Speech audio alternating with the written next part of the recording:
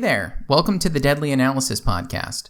In this video, I want to talk about the idea of elevated horror. You hear that term being thrown around quite a bit these days after films like Get Out and Us and Hereditary and Midsommar. Elevated horror, sometimes called prestige horror, is a term that aims to separate typically recent high-minded, deep, and meaningful horror movies from shallow, jump-scare-centric horror movies. So think Hereditary versus The Bye-Bye Man. Elevated horror is typically distinguished from mindless, violent, torture porn-esque films and has a kind of aura of superiority to it. So to make a comparison here, let's call like the typical modern horror film, like the non-elevated horror film, Me Gusta. And let's call elevated horror Like a Sir. Don't know if I can be any clearer than this. So one category is all about blood and guts and classic tropes and jump scares, and the other is about deep terror, fear you're meant to feel in your soul. Now, personally, I thoroughly enjoy horror films in both of these categories, assuming this distinction is even valid, which we'll get into in a minute. So, for example, here are some of my favorite Me Gusta horror films, and here are some of my favorite Like a Sir horror films. Now, you may be wondering, where the hell did this term even come from? How did it get popular?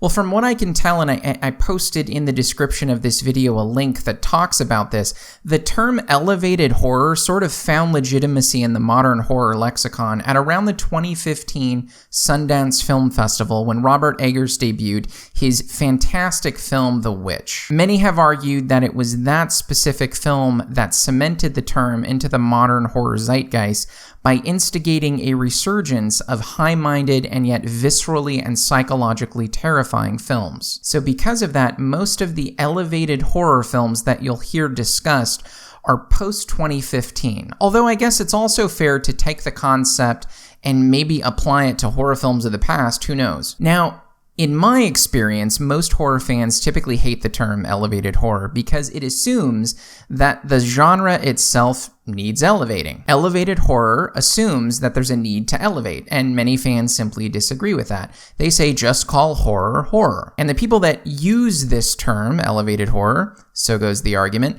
have to first assume that horror is a kind of low art, one that needs fixing, and that's a major point of contention for a lot of people. Perhaps we should just let horror films exist as they are and learn to better appreciate the genre in totality without offering these kinds of distinctions. Now, for me, as a diehard horror fan, I sort of agree with that sentiment, but I will say that there is a kind of utility in classifying certain films as elevated horror, especially when you have a podcast that tries to tie films in the horror genre to cerebral issues like philosophy and psychology. So movies classified as elevated horror, even if that term is condescending, tend to have a little more meat on the bone in that regard. There's more to discuss about the nature of fear with films that are built from the beginning to explore those sorts of things, as opposed to those films just made to disgust you or make you jump out of your seat. It would be very hard for us on this podcast to try and have a 2-hour conversation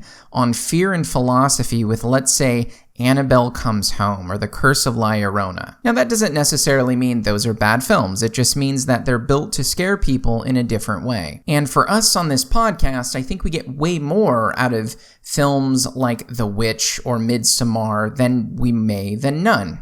I don't get much out of jump scares. They feel cheap to me. They don't last. I want horror movies to scar me. I want to be disturbed. I want to leave the film with a stone in my shoe, something to think about and gnaw on for a while. And for me, it just so happens to be the case that many films that are classified as elevated horror do this for me. So I kind of see it both ways, I suppose. I see the pretentious element of classifying particular horror films as elevated, and I appreciate the desire to keep these films under the roof of just plain old horror. But I also gravitate to these sorts of films more heavily, and I get more out of them both from an enjoyment perspective and an appreciation perspective. So I'll pose this question to you.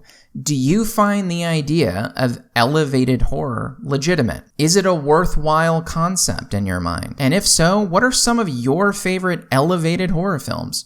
Curious to know what you think.